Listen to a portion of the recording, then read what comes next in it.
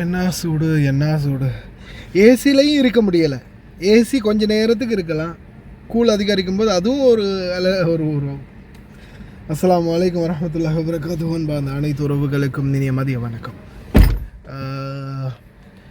சூடு மீண்டும் மீண்டும் அதிகரிக்குது. வெப்பம் இப்போ இனி வரும் நாட்கள் 50 டிகிரிக்கும் மேலே போகும் அப்படின்னு வானிலை ஆய்வாளர் இசால் ரமதான் எச்சரிக்கிறாங்க. அதே போல் எத்தனை ஆயிரம் பேர், 3000, அதாவது ஒட்டுமொத்தமாக 3700 பேர் இறந்துருக்கிறாங்க ஃப்ரான்ஸில் மட்டும். அந்த அளவுக்கு வெப்பத்துடைய சூழல் இன்னும் அதிகரிக்குது அப்படின்னு தெரிவிக்கிறாங்க. அதுவும் இந்த வருஷம், அதாவது அவங்க சொல்கிறது என்னென்னா, இந்த வருஷம் ஜஸ்ட் பிகினிங் தான். அதாவது இந்த வருஷம் ஒரு ரிஹர்சல் மட்டும்தான். ஆனால் இன்னும் இதனுடைய தாக்கம் அதிகரிக்கல. இதனுடைய தாக்கம் அதிகரித்தா மிகப்பெரிய ஒரு நாசத்தை உண்டு பண்ணும், பல உயிர்கள் இழக்க நேரிடும் அப்படின்னு.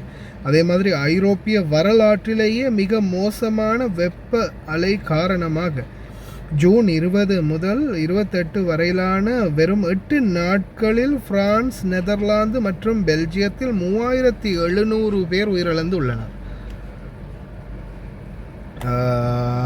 இந்த புள்ளி விவரங்கள் இன்னும் ஆரம்ப கட்டமானவை என்றும், கண்காணிப்பு பணிகள் நிறைவடையும் போது இறப்பு எண்ணிக்கை அதிகரிக்கக்கூடும் என்றும் அதிகாரிகள் எச்சரித்துள்ளனர்.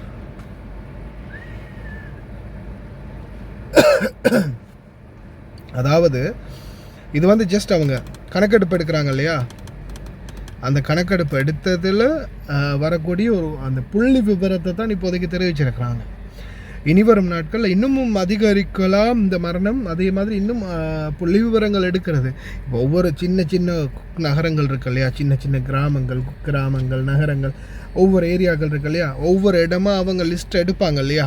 சில இடங்கள்ல இன்னும் அப்டேட் வந்திருக்காது, சில பேர் ஐசியூவில் இருப்பாங்க. இந்த மாதிரி அப்படி எல்லா டீட்டெயில்ஸையும் கேதர் பண்ணி அவங்க எடுக்கும்போது இன்னும் அதிகரிக்கும் அப்படின்னு சொல்கிறாங்க.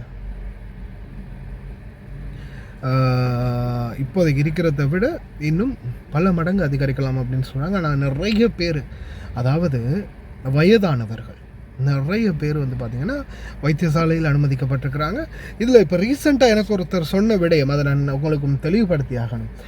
இப்போ நான் உங்களுக்கு சொல்லியிருப்பேன், ரீசெண்டாக இந்த யூரோப் நாடுகளில் நிறைய பேர் ஜாக்கெட்டோடு தான் தெரியுவாங்க, அந்த நாடுகளில் குளிர் தானே அதிகம் அப்படின்னு. அதே மாதிரி தான் நண்பர்களே, அந்த நாட்டில் பார்த்தீங்கன்னா இப்போ நம்மளுக்கு குவைத் நாட்டை பொறுத்தவரையில் எங்கே போனாலும் ஏர் கண்டிஷன் இருக்குது இல்லையா, வண்டியிலையும் ஏசி இருக்குது, ரூமுக்கு போனாலும், ஹோட்டலுக்கு போனாலும், மத்தாமுக்கு போனாலும், கடைக்கு போனாலும், சின்ன ஒரு பக்காலாக்கு போனாலும், பள்ளி வாயிலுக்கு போனாலும், ஏன் எத்தனையோ பஸ் ஸ்டாண்டுகளில் கூட இப்போ ஏசி இருக்குது இல்லையா. பப்ளிக் பாத்ரூம் ஒன்றுக்கு போனாலும் கொஞ்சம் குழுக்குழு தான் இருக்கும், ஏசி இருக்குது. ஆனால் இந்த யூரோப் நாடுகளை பொறுத்தவரையில் எல்லா வீடுகள்லையும் ஹீட்டர் தான் இருக்குது. எல்லா வீடுகள்லையுமே ஹீட்டர் மட்டும் தான் இருக்குது. ஏன், சூடு காலம் அந்த குளிர்காலம் தானே அதிகமாக இருக்கிறது, அதால் ஹீட்டர் தான் அவங்க அதிகமாக யூஸ் பண்ணுறது. அந்த குளிருக்கு மிதமாக இருக்கிறதுக்காக ஹீட்டர். ஏசி எங்கேயுமே இருக்காது, ஏசி யூஸ் பண்ணுறதே இல்லை அவங்க, ஏர் கண்டிஷனரே இல்லை. அதால் இந்த வெப்பம் வந்ததால் வீட்டுக்குள்ளே இருக்க முடியல, வெளியிலே இருக்க முடியலை. புரியுதா உங்களுக்கு? வீட்டுக்குள்ளேயும் இருக்க முடியலை, வெளியிலேயும் இருக்க முடியலை. சரி, ஏண்டா வெளியில் தீராங்க, வீட்டுக்குள்ளே போயிட்டு உட்கார்ந்துருக்க வேண்டியது தானே, ஏசி காற்றுல கூலா அப்படின்னு நம்ம நினைப்போம். அங்கே கூலாக இருக்கிறதுக்கு கூட வாய்ப்பு இல்லை, வீடும் சூடாக தான் இருக்கும். ஏன்னா வீட்டுக்குள்ளேயே பார்த்தீங்கன்னா குழுன்னு இருக்காது, வெப்பமாக தான் இருக்கும், வெதுப்பாக தான் இருக்கும் அந்த வீடுங்களில். எப்போவுமே விறகு கட்டையை தான் நிறைச்சி வச்சுருப்பாங்க. ஏன், அந்த குளிர்காலம் அதிகரிக்கிறதால குளிர்காலத்துக்கு மிதமான மாதிரி தான் வீடை ரெடி பண்ணியிருக்கிறாங்க. ஆனால் அதே நேரத்தில் வெப்பம் வந்தால் வீட்டுக்குள்ளேயும் இருக்க முடியாது, வெளியிலையும் நடமாட முடியாது.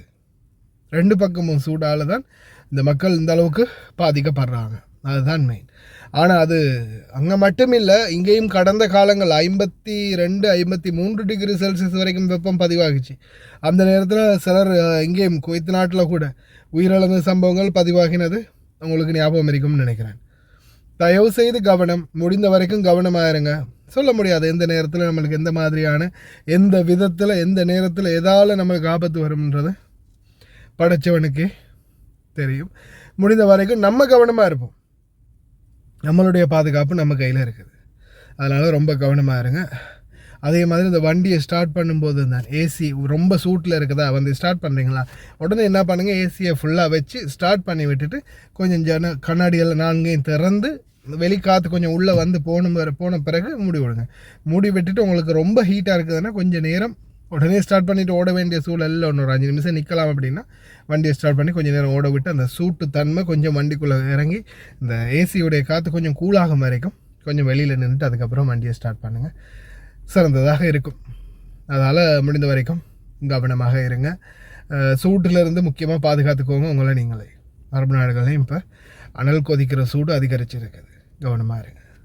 அனைத்து சலுகைகளுடனும் நீங்களும் குவைத், துபாய், அபுதாபி போன்ற நாடுகளுக்கு வெளிநாடு செல்ல வேண்டுமா?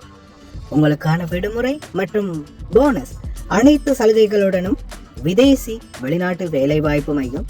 தொடர்புகளுக்கு இப்போதே அலையுங்கள் 0742 800800.